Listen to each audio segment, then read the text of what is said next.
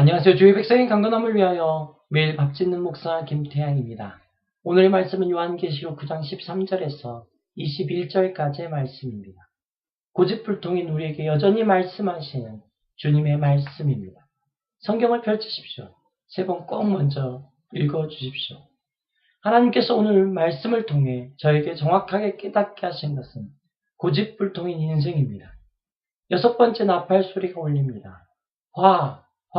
화라고 했던 세 번의 나팔 소리가 하나씩 울리고 있는 것입니다. 여섯 번째 나팔 소리 후에 일어난 일들은 다섯 번째 나팔 소리 후에 일어난 일들과 비교해서 읽어보면 참 재미있습니다. 다섯 번째 나팔 소리 후에 무저갱이 열립니다. 그곳에서 황충이 연기 가운데 올라옵니다. 그러나 이 황충은 전갈의 권세와 같은 권세를 받았습니다. 그리고 그 권세는 사람을 죽이지 못하게 하고 5달 동안 괴로움만 주는 권세입니다. 그러나 여섯 번째 나팔 소리 후에는 다릅니다. 14절과 15절입니다. 나팔 가진 여섯째 천사에게 말하기를 큰 강 유브라데에 결박한 네 천사를 놓아주라 하매 네 천사가 놓였으니 그들은 그 년 월 시에 이르러 사람 3분의 1을 죽이라고 준비된 자이더라.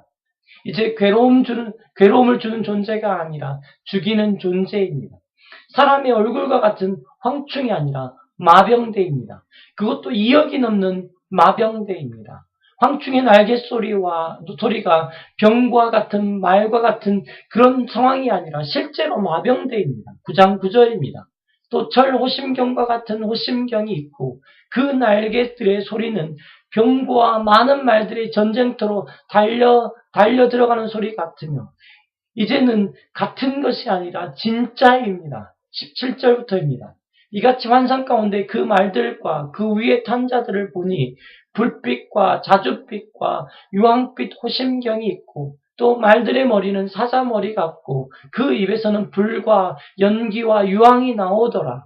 이 세 재앙 곧 자기 입에서 나오는 불과 연기와 유황으로 말미암아 사람 3분의 1이 죽임을 당하니라. 이 말들의 힘은 입과 꼬리에 있으니 꼬리는 뱀 같고 또 꼬리에 머리가 있어 이것으로 해하더라. 마구 해하는 모습입니다. 무엇을 말하고 싶으신 것일까요? 죽음의 위협이 아니라 죽음이 실제로 와 있는 상황입니다. 그런데 이때 재미있는 일이 벌어집니다. 20절과 21절입니다. 이 재앙에 죽지 않고 남은 사람들은 손으로 행한 일을 회개하지 아니하고 오히려 여러 귀신과 또는 보거나 듣거나 다니거나 하지 못하는 금, 운, 돈과 목석의 우상에게 절하고 또 살인과 복술과 음행과 도둑질을 회개하지 아니하더라. 오히려 이 상황에서는 손으로 행한 일을 회개해야 할 것 같습니다. 우상에게 절하지 아니하고 행하는 악행에 대해서 회개해야 할 것 같습니다. 그런데 하지 않습니다. 고집불통인 인생들입니다. 여섯 번째 나팔의 소리를 듣고 있는데 상황은 점점 험악해져 가고 있는데 듣지 않는 것입니다.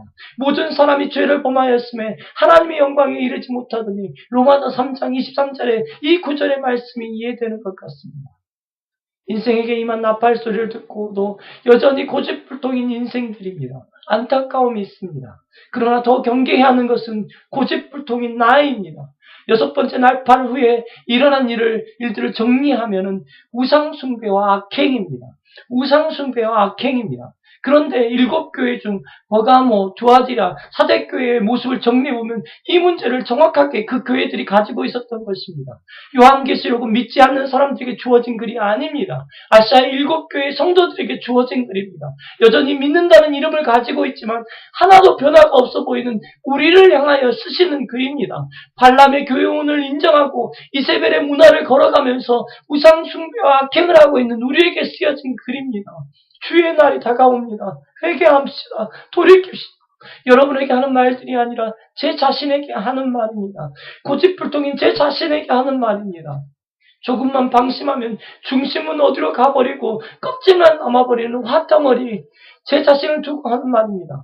제가 왜 이렇게 매일 말씀을 남겨두는지 아십니까? 비디오로 찍든지 글로 쓰든지 왜 이렇게 말씀을 남겨두는지 아십니까? 네, 밥 짓는 목사, 행복한 모습으로 살고 싶은 이유 때문입니다. 그러나 이유가 더 있습니다. 저는 저의 울타리를 만들고 있는 중입니다. 여전히 거짓불통해서 제멋대로 하는 제 자신을 보면서 두려워하는 것입니다. 제가 말씀 앞에서 멀어지고 제멋대로 행동하는 것이 보이면 이 비디오 클립을 제 앞에 들이대 주십시오. 그리고 이렇게 말하고 행동하지 않느냐라고 말하시면서 말이요. 왜 이렇게 말하고 행동하지 않느냐라고 말씀해 주시기 바랍니다.